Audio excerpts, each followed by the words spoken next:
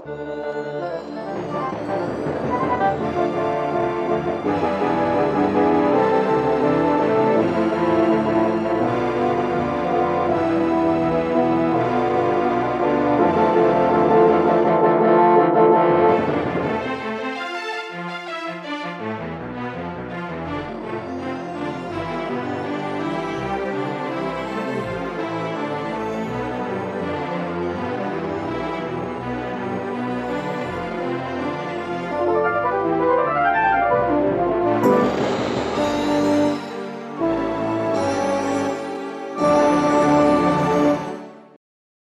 Dean, I'm the dad. I'm Laura, I'm the mom.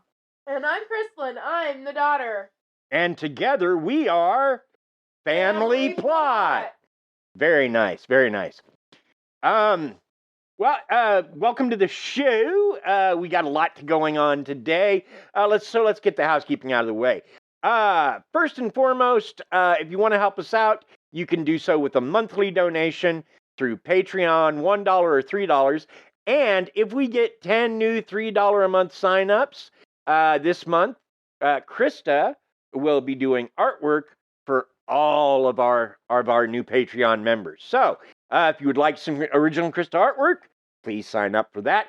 If you cannot do a monthly donation, you can do a single dollar or two one time through Buy Me a Coffee. If you do not enjoy this, if you enjoy this show, please share it on social media. Share it with friends. Share it with family. With everyone. There we go. See? There we go. Now, if you don't enjoy the show, please keep it to yourself. So, what are we talking about today? Well, on this episode of the Family Plot... Another great man with a great hat. Yes. Almost like Josh Gates. Man crush. Josh Gates. All right.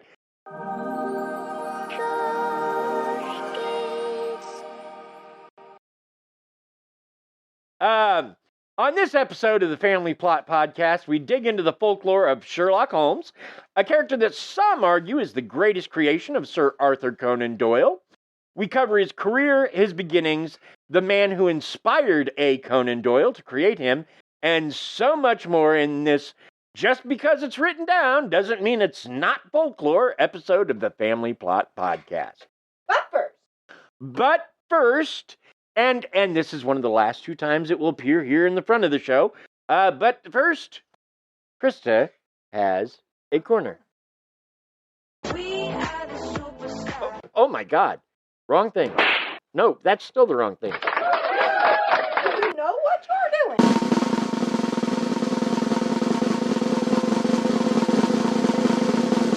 It's not just any corner. It's Krista's Corner. Well, yeah, I thought so. You're struggling quite a bit here, Father. Well, it was upside down. Krista, Mother? I understand that you've prepared something to share with us today. I have prepared something to share with you guys. I love Everyone. First of all, I'd like to ask how we're doing. How has today been for us? Pretty good. I have spent the last couple hours watching Josh Gates episodes. Expedition Unknown. Great show. Love that show. I've seen Man Crush 3 times today already. I've only been home for like 2 hours. And then, getting ready to re-record this episode. The first one had all sorts of artifacts and errors that I'm not sure how they entered the process, but they did, and I couldn't remove them because my ability to edit audio is limited at best. Yeah. Well, you know, we're human and things happen. Yeah. Things happen. People make mistakes. It's true. So are you going to answer the question, or am I doing the only answering today? I said we today. Oh, I missed it. I'm sorry. Did you? Okay, I worked all day, so today. You know what? That's fine. Did you at least have a good class? Good. Good class. Okay. Let's start this off with an opening. today I will be talking about job interests that I have that I think maybe others will find very. Sure. I Um, love it. and I showed Mom this, but Dad hasn't heard any of this, so we're gonna do our here best we go. Yeah. First of all, author. My reasoning for this is I quite like writing and creating stories, regardless of what types or genres. My favorite types of books are mostly fantasy and fiction. Not the same thing. One is Right. fake. The other one has. Well, the one is a fake situation. The other one can have like dragons and stuff that aren't necessarily quote. I like writing about things I relate to, but I also may like to become a reality by drawing them as well. So I'm thinking of being a children's book creator, illustrator, and author.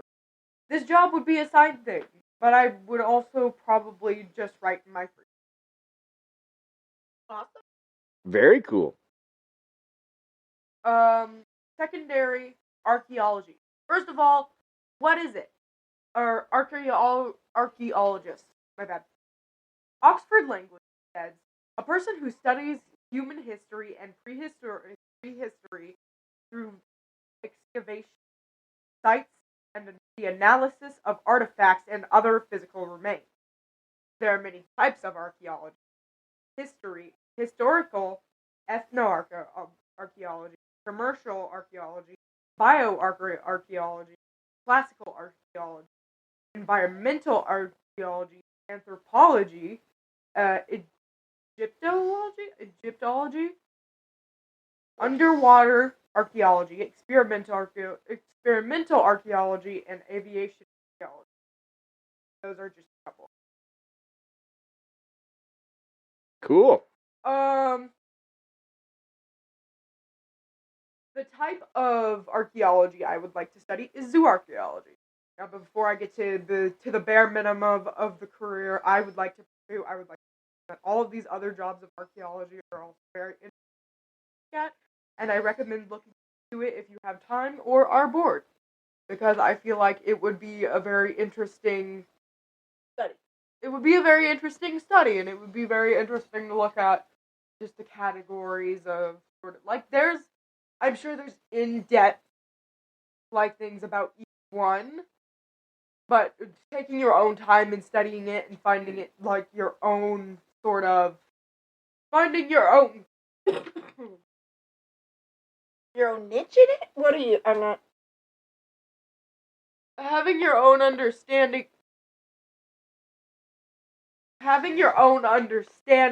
of the subject itself. Zooarchaeology is the study of animal bones. ScienceDirect.com says the purpose of zooarchaeology is to understand biology and ecology of animals and to understand the relationships between humans and animals. I find the study of animal bones fascinating. I've always been interested in nature and the past. Who knows? Maybe I could find something interesting on the bones that other animals or others haven't. True enough. I'd rather have a job that I find passionate and not one that I do. I love it. So yeah, that is what I have for you guys today. Wasn't much, but No, we're here. It was Krista, and that's why we like Krista's Corner, because we like to hear some unique things about you. I enjoyed it. Thank you.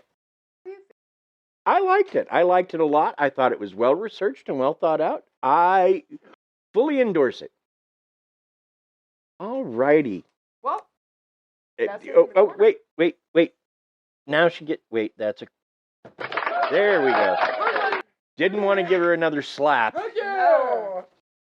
Slap me? Well, okay. I gave you a weird song that I've never played before, and then a slap, and then a clap. But how dare? 2 of those will be eliminated by the time this sees air.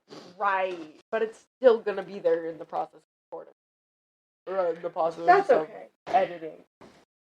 That's okay. That's okay. You won't know. I'll live. It won't bother you too much. You're right. It won't. Except now that I know it's gonna be in the back of my brain. That's okay. So, born the 22nd of May, 1859, in Edinburgh, Scotland, to a prominent Irish family, Arthur Conan Doyle, or as he came to be known later, after he was knighted by the Queen for his service in the Boer War, Sir Arthur Conan Doyle, was a smart young man who loved adventure and his family. Bolstered by this good fortune, he studied to become a doctor, eventually serving as a medical man on a whaling vessel, and later treated patients on a boat that traveled between England and West Africa. He served in the Boer War, a conflict between the colonializing British and the two separate states of free people of color, and eventually retired to the south of England, where he split his time between writing and medicine. Later in life, he became a devout believer in both fairies and spiritualism, and that's why he's been on our podcast before this episode, is for his love of spiritualism and his near constant, I don't want to call it a war, but friendly debate with Houdini, Yes. whom he so wanted to believe in spiritualism. And I think they were almost best friends, weren't they? Almost, They considered one another best friends, I believe. yes, Sure. yes. And you know what? Good boy got an A++ on his test. A+ student, am I right? Yes, absolutely. So now that we've got kind of a basis, maybe we should take a quick break for some interesting information on one of our fellow podcasters. Yes. Take it away, the indie podcaster. Madison is on the air. Do you love old-time radio? Yes! Do you know absolutely nothing about old-time radio? Also, yes. Then Madison on the Air is for you. Follow Madison, a modern-day makeup influencer, as she zaps back into the golden age of radio. Every episode is standalone with a wide variety of genres to choose from, like detective noir, You put the dick in private dick. superheroes, So I am in the body of the Green Hornet. westerns, Saloon fight! Now this is a Western. sci-fi, Dude, the Martian's got a freaking heat ray! plus classic characters. Toto! Oh, I gotta get that dog into an obedience class. Really digging Dracula's OG goth style. What if I killed freaking Sherlock Holmes? And many more. Actual old-time radio scripts adapted. It's like if the MST3K riff tracks guys were in the movies they riff. Start at the beginning or jump around to any title that grabs you. New episodes premiere the first of every month. Find us wherever you get your podcasts. Yeah, pretty good, right? Yeah, That was actually really good. I'm gonna listen to that. Alrighty. Well, hon, do you want to talk about the inspiration for Sherlock Holmes? Of course I want to talk about the inspiration for Sherlock Holmes. As well as Professor Challenger, by the way, was Dr. Joseph Bell. Dr. Joseph Bell was an instructor at the University of Edinburgh. He was the grandson of Benjamin Bell, the first science-based doctor in Scotland. Dr. Bell was a renowned surgeon, but he was known for his ability to observe others and draw inferences from those observations. He mostly used this to treat patients, but as a teacher, he would demonstrate this ability by looking at a stranger, deducing their career, as well as recent things they did. This ability so captivated Arthur that he imagined a detective having this same ability. And it is in this ability that Sherlock Holmes was born. Now, before we go to the next bit, Professor Challenger was a character in another series of stories entirely. Not as big a character, obviously. The first adventure Professor Challenger appeared in was called The Lost World. And just like the later book by Michael Crichton and the movie by of the Jurassic Park series, it was about a professor who found dinosaurs, but using that same sort of deductive method that Holmes uses applied differently. I see. Yeah. So, like, I'm pretty. Would that mean like that they got the idea from the Sherlock Holmes story, or they might have? It wasn't a Sherlock Holmes. Professor Challenger was a different character in a different series of books, but he was equally based on Dr. Bell. And he was another character that Arthur Conan Doyle created. Yes, Right. Michael Crichton admitted as much, that Challenger influenced him in the Jurassic Park novels and the Lost World sequel. So, Correct. Yeah. Okay. That makes sense. So I'm gonna be moving on to talking about the actual Sherlock Holmes. right. I am honored, honestly. The fictional yet amazing life of Sherlock Holmes, Part 1, Birth to Career. Little is known of Holmes' early years. As we know, he was born in 1854 because we have Doyle telling us he is 6 in 1914. We also know his family were mostly country squires, and his grandmother was the sister to the French artist Vernet. Vernay. Yep. That's what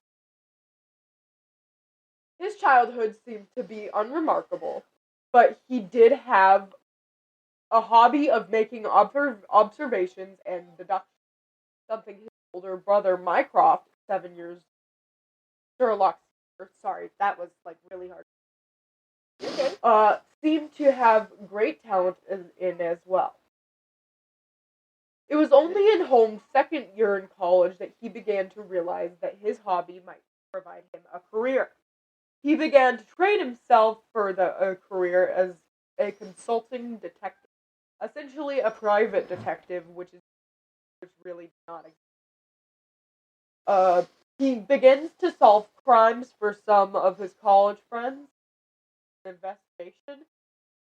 A case where a man's butler had simply disappeared during the night. By doing some investigation, he was able to determine the butler had realized that the family had at some point been entrusted to hold onto some royal treasure, and even realized where it was kept. By tracing the butler's steps, Holmes was able to realize the man had turned to a woman who had once been a girlfriend to help him access ancient hiding, only to have the woman, overcome by anger, leave him trapped in them. It was then that his career as a consulting detective. And you know what? What? I think if you would agree with me, We should absolutely have a word from our sponsors.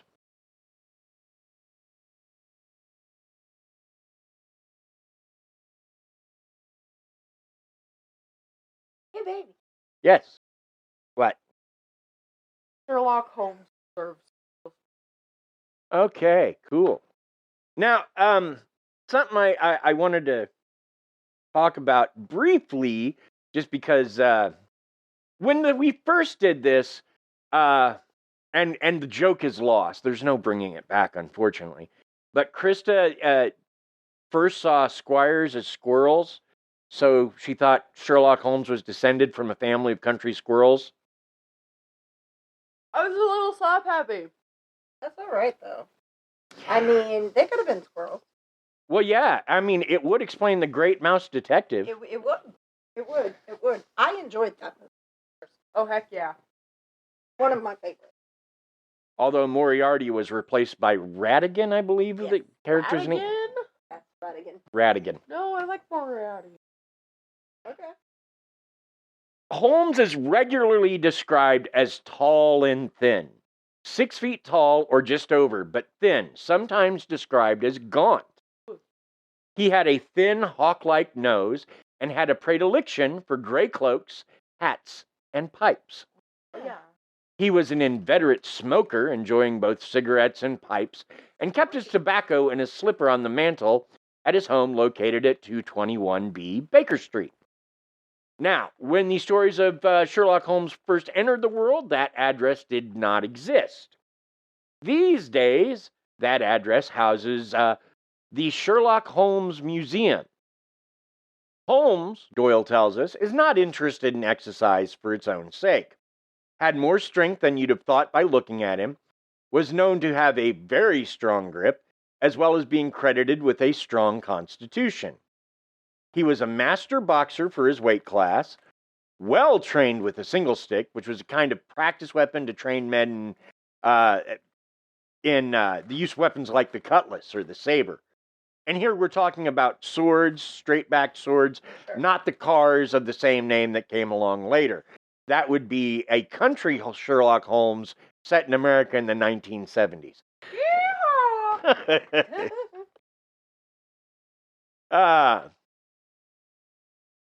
He was also an expert in Baritsu, which is an eclectic martial art, popular around turn-of-the-century England, which combined boxing, French savate, cane fighting, and jiu-jitsu, sort of like commando training that came along later.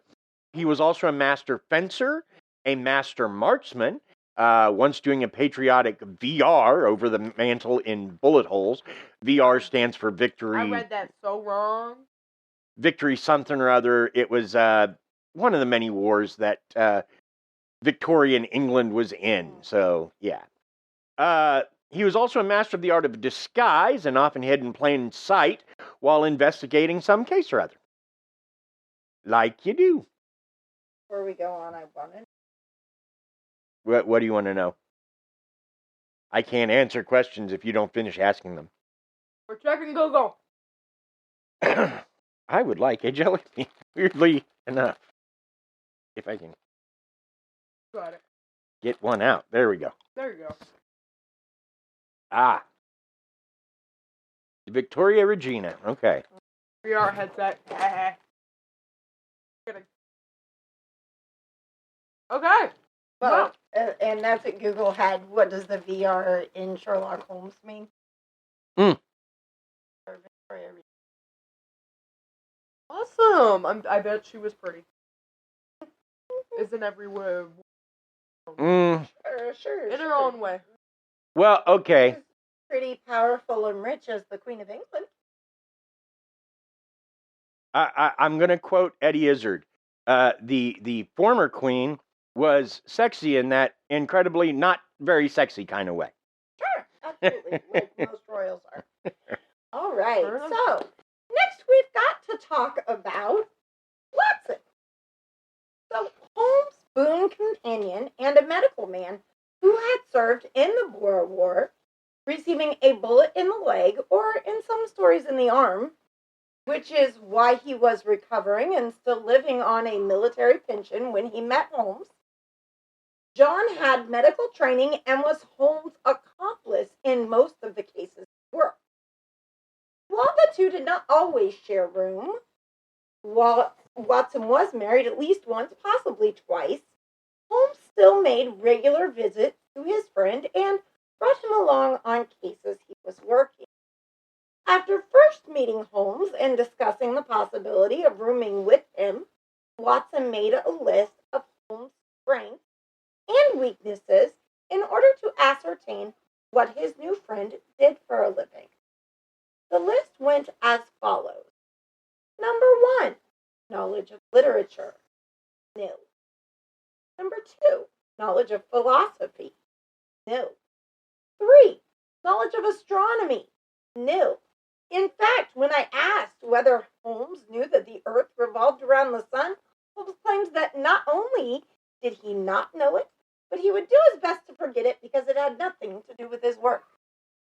Number 4, knowledge of politics, feeble. Number 5, knowledge of botany, variable. He knows his stuff about belladonna, opium, and poisons, knows nothing of practical gardening. Number 6, knowledge of chemistry, profound.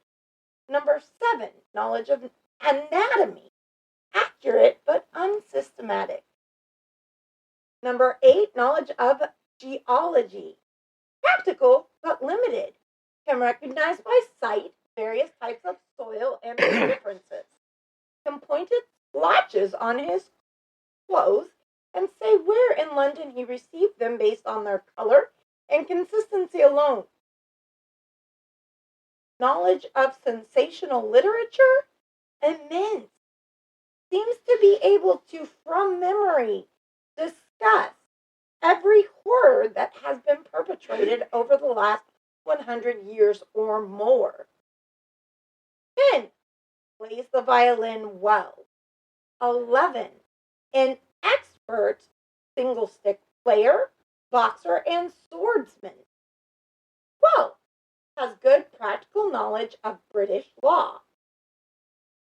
Based on those things, Watson was never able to deduce Holmes' line of work. However, Holmes often told him that Watson was one of those people who, if he did not know a thing, bolstered those around him. Watson was one of the few who was mostly free of Holmes' impatience with people whose intellect did not equal his own. Watson was also the one who would lay out the story straight for the reader. Holmes would solve a crime making huge leaps in logic because his brain worked so quickly when on a case.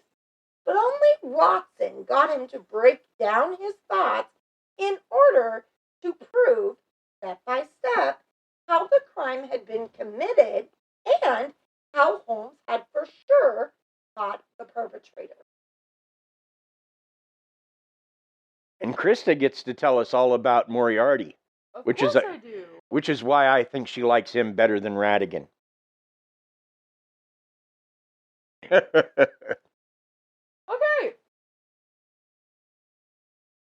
Moriarty is Holmes' greatest opponent, the one that he would die to stop. Professor James Moriarty is a well-known mathematician and Binomial theorem. binomial theorem expert. He is the author of the book Dynamics of an Asteroid. He is also a great fighter at the center of a round web of crime in Britain. Sorry. You're good. He puts schemers together with men that are capable of bringing those Fruition. Okay. And as such, he makes a small portion of each criminal transaction, which has made him quite wealthy. Like Holmes, he's a bit of a genius.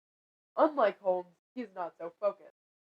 He has met with police and politicians who think him merely an academic, and it is only Holmes has. He has appeared in stories, The Final Problem, and The Valiant, but is alluded to in 5 other tales.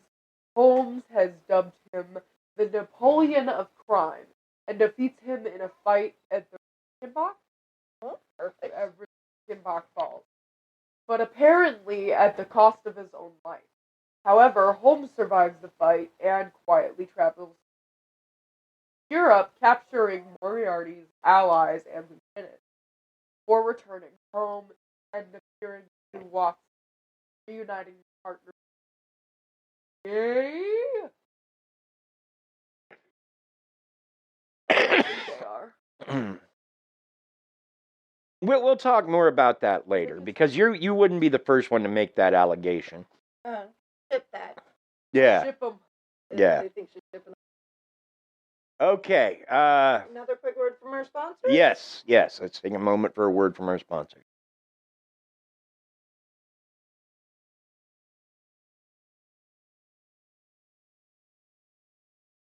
I feel sponsored.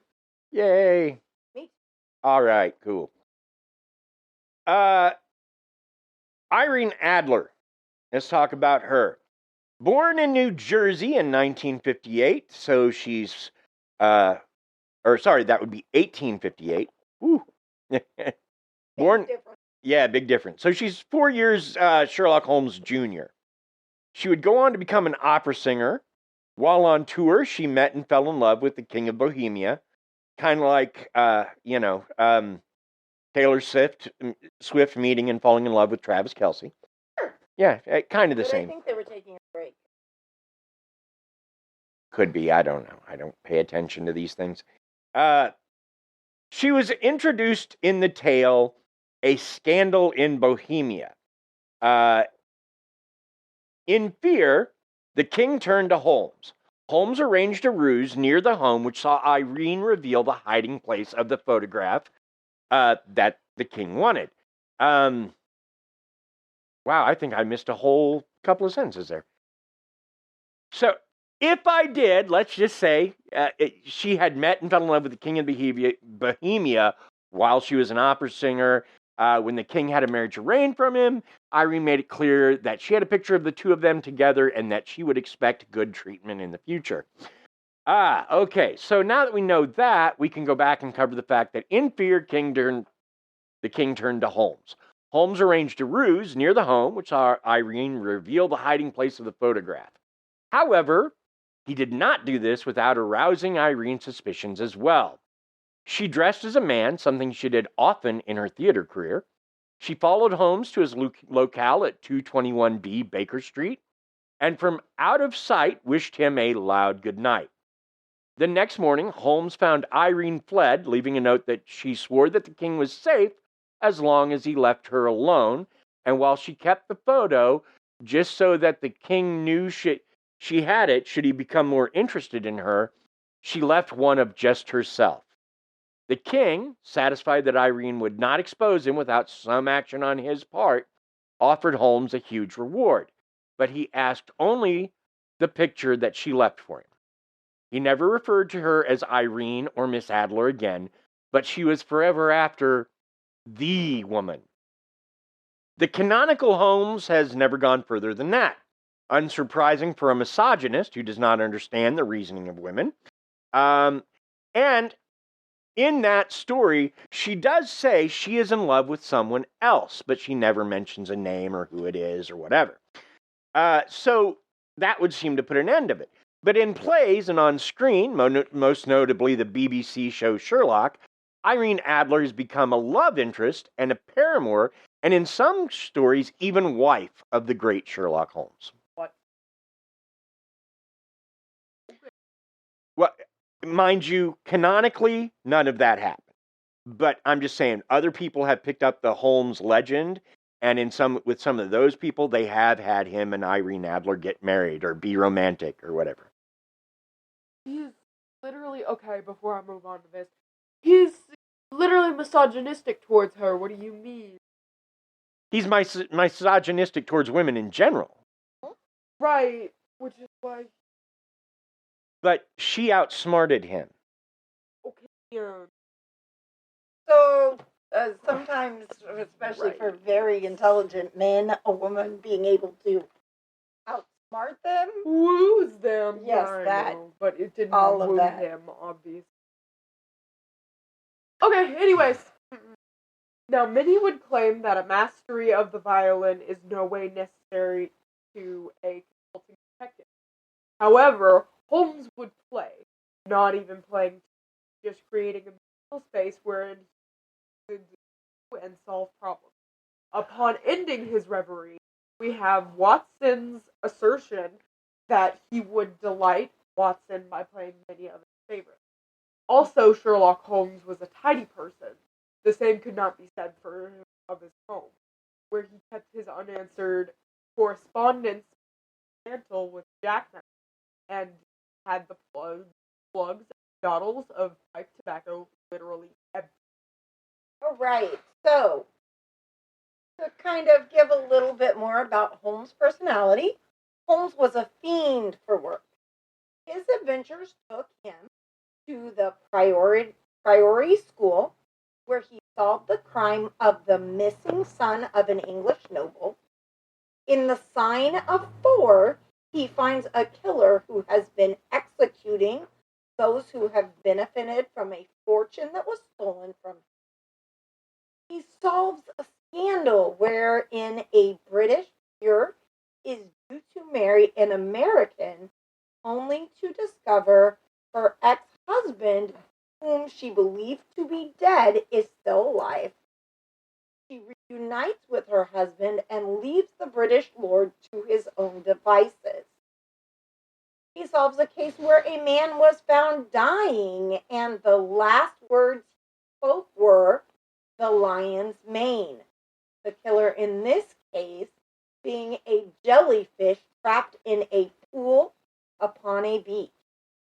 He solved a crime that began in America, where two high-born Mormons arranged to steal the wife of a cowboy.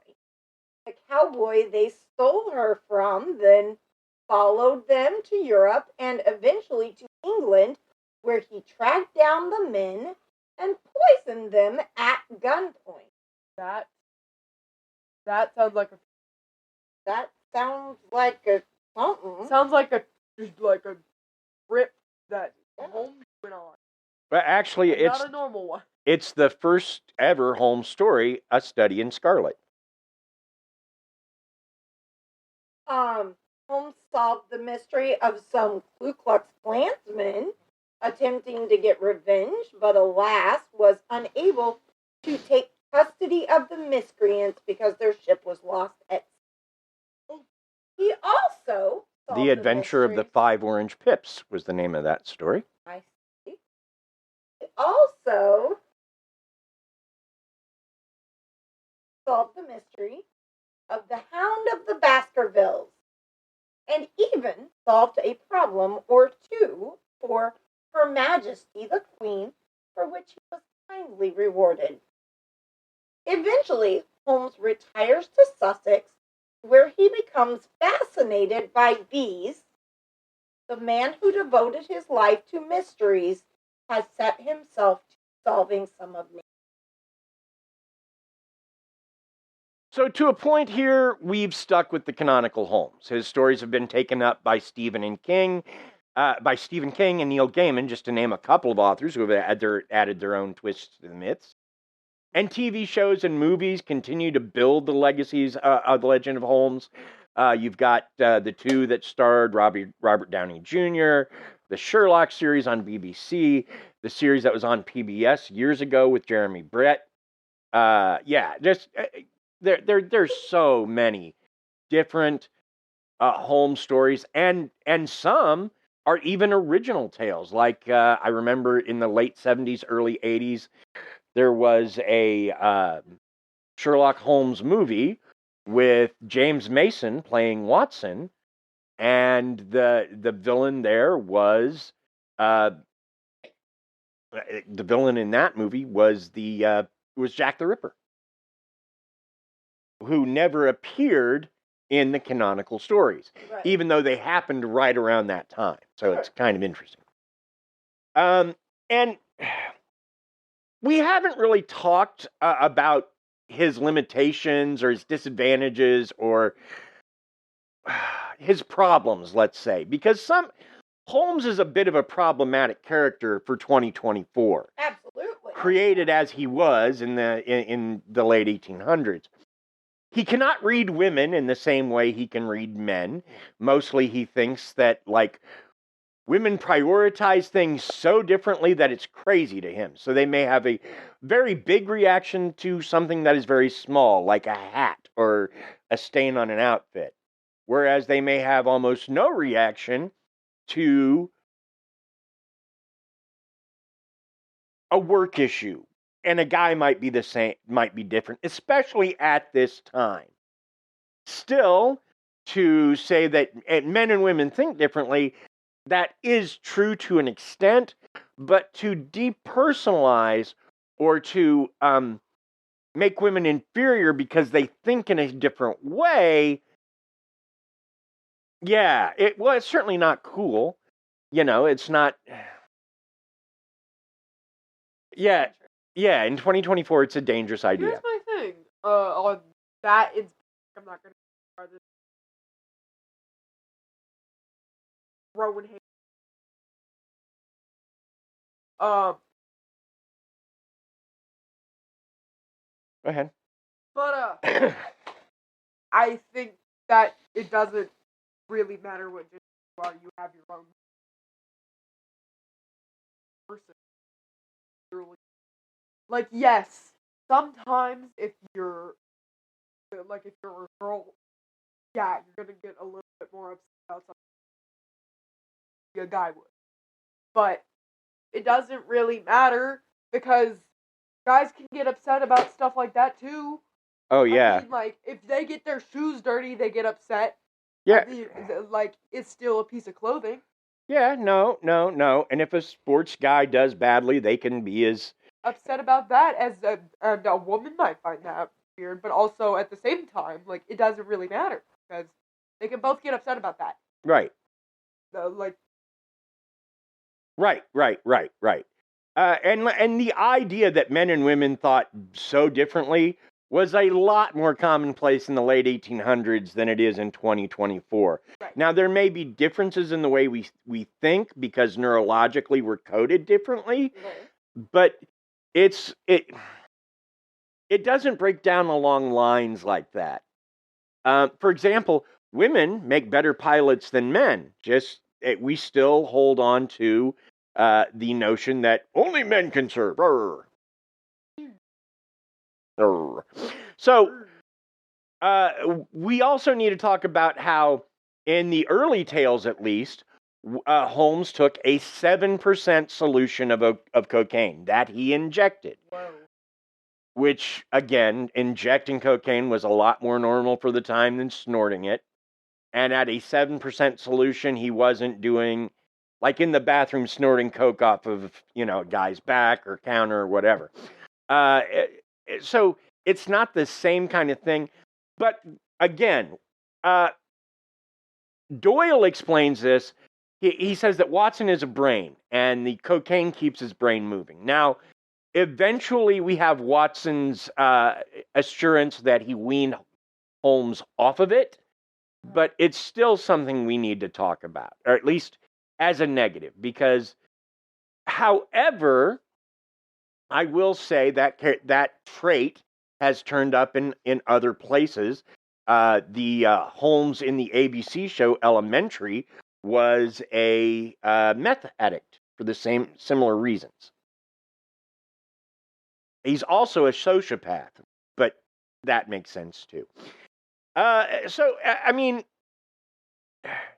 we need to lay these things out because if Holmes were built today, he wouldn't be the same kind of character.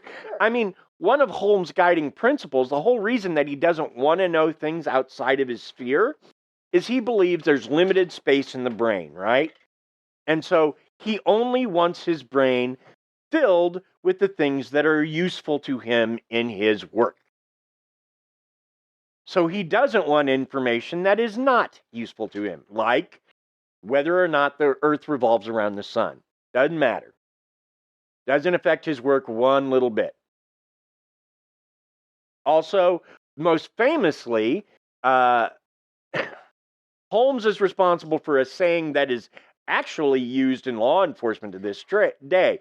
Now, to some extent, it's not true, but everybody knows it, which is once you've eliminated the impossible and the possible but probably not, whatever's left, no matter how improbable, must be truth. And again, Neil Gaiman has played with that. His character, Dirk Gently, or no, that's not even Neil Gaiman, that's Douglas Adams. His character, Dirk Gently, does the same thing, but he never eliminates the impossible. So, Holmes is not a product of the 21st century, For sure. but he's definitely kept a pace with this, to the point that the most powerful thing to me, the thing I take away most from this whole thing, is that Sherlock Holmes Museum receives several letters a year with someone begging Holmes to take up their case. Right. And we have talked before about other folklore where people have seen them, and I would say someone reaching out to a folkloric figure for help boom, that makes him folklore. Absolutely, I agree. He has that sticking power that people are still looking to him, saying if nothing help me someone some way. And let me put this out there as well.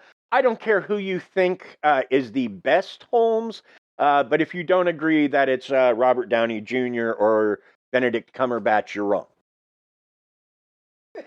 I'll let you have that one just because I've never been a Holmes fan, and I feel like this is definitely something strong. I feel like you have a strong feeling about this. Maybe not as strong as Josh Gates, but I definitely feel like it's right. Like it's Josh a soft spot for Gates you. is an obsession. This is something else. Again, This is like Roots. this years and years ago, when I was much younger, I got into comic books in a big way, and then I found out that comics or the idea of superheroes wasn't new. That the comics grew out of this thing called pulps, and pulps grew out of these books. And one of the books was Sherlock Holmes. He's that old kind of character. He's got all these skills that sort of make him a low-level Superman. A Superman on the down low, kind of. The Shadow was the same way. The Shadow was all these skills, including the one where he could make himself invisible to men by hypnotism. But it was all skills that made him sort of this low-level Superman, kind of. Sure. So, yeah, I mean, and so when I found this, it was just like finding, I don't know, it's like meeting Spidey's grandfather. It sort of touched me. Your final thoughts, or any final thoughts you want to add? Things that you thought about with this, or didn't think about with this, or I think Sherlock. And you are not the first person to suggest they might be gay. I mean, it's not like it would be unusual. He didn't like women. Holmes didn't really like anybody. Let's Yeah, but he was like pretty decent with Wallace. With Watson, yeah. Yeah, Watson. Sorry, my bad. Watson was his best friend. Exactly. But Holmes also had a connection to Watson. Like, he didn't want Watson to get married. Now, it wasn't quite as bad as it was in the movie with Robert Downey Jr., where he came and joined them at dinner and was kind of an ass. But yeah, he definitely felt connected to Watson. Exactly. So that's my thing. We hinted to a little bit of a relationship there. Again, Either that or he's aromantic. It is possible he is ace. At least in the stories. Now, since then, like I said, canonically, more often than not, they have him connected to Irene Adler, which I kind of like, because it proves that if you crack him, like, okay, you're as smart as me at least, suddenly he reevaluates you. Fair enough. So I think he maybe had a little. He maybe had a little bit of a crush on her. Trying to get the upper hand.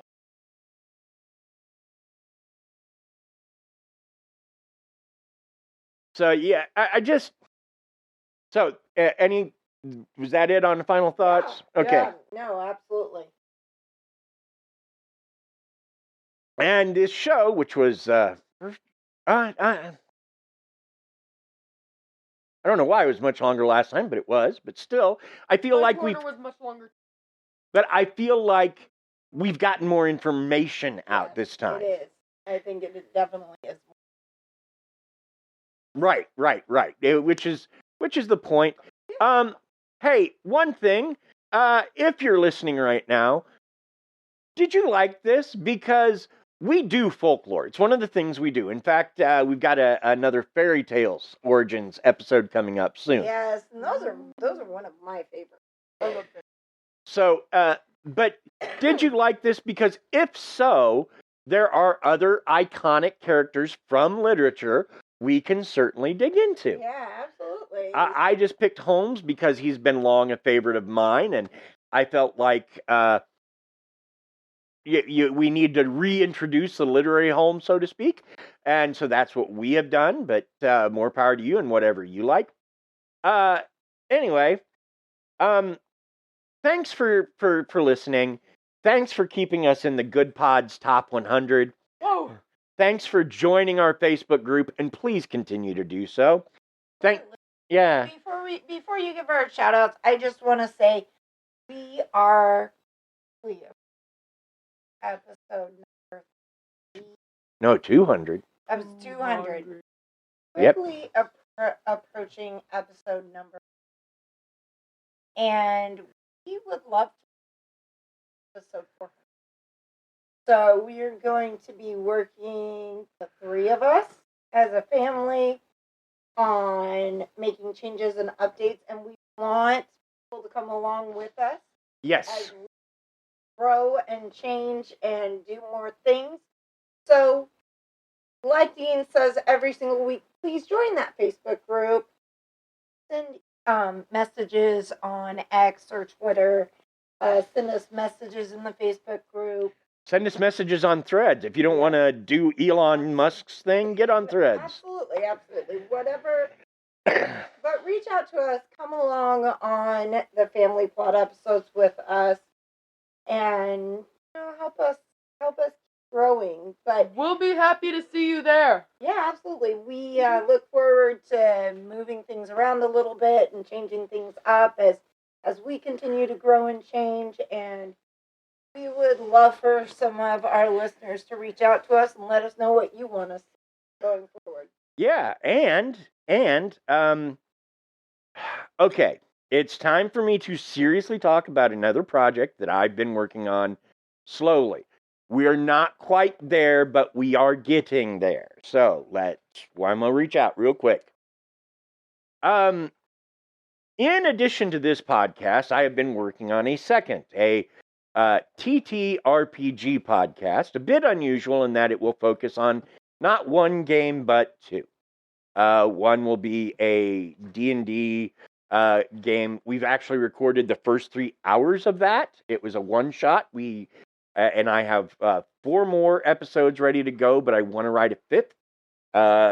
Or 4 more adventures ready to go. I want to write a 5th. And then the other is Call of Cthulhu, which will also feature mostly family. So the name of the show is going to be Family Roll. We will do seasons. So unlike this show where we just kind of roll all year long, we will record gaming sessions. Those will get broken down into hour-long episodes, hour-ish, I should say, because I may take a little from one to add to another if there's a better dramatic spot to end or whatever. But Sure. Yeah. So hour-ish episodes. But yeah, and then once season 1 is done, hopefully I will have enough stuff written already to do a second season. But we still will probably take a short hiatus on that show. And this dude better give him a bucket of rats to knock over, because if he doesn't, I'm going to be a very sad Christmas. I've already written the bucket of rats. Okay, good for you. Right now I'm writing... Vincent, I'm going to cry. Right now I'm writing a Scooby-Doo type adventure. Nice. Where the item that y'all are going after has no powers or whatsoever, and at the end of it, it's going to be... And I would have gotten away with it, too, if it weren't for those pesky people from Sargasso Springs, Alabama. What the frack? Bing bong bang. All right. So, thanks to Bill Barrett. That last name is spelled Behrendt.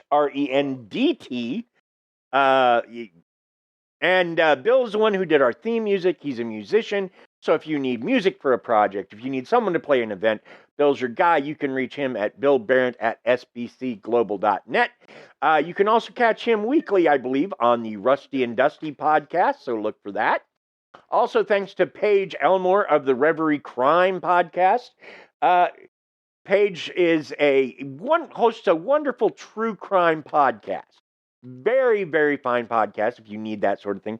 But in addition to that, she also has a Canva addiction, and she has worked with our Krista to do some logo art that is very cool. Thank you, Paige. Thank you, Paige. Thanks to Aaron Gnurk of the Big Dumb Fun Show, who continues to promote us locally. Thank you, Aaron.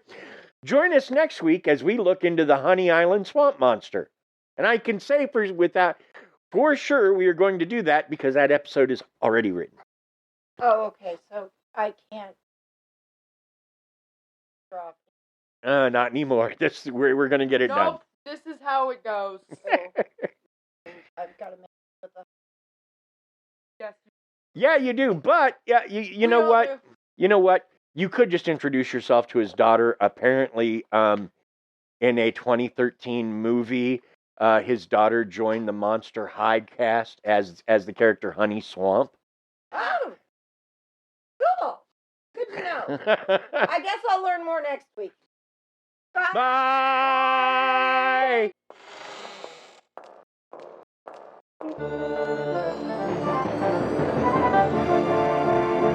Bye.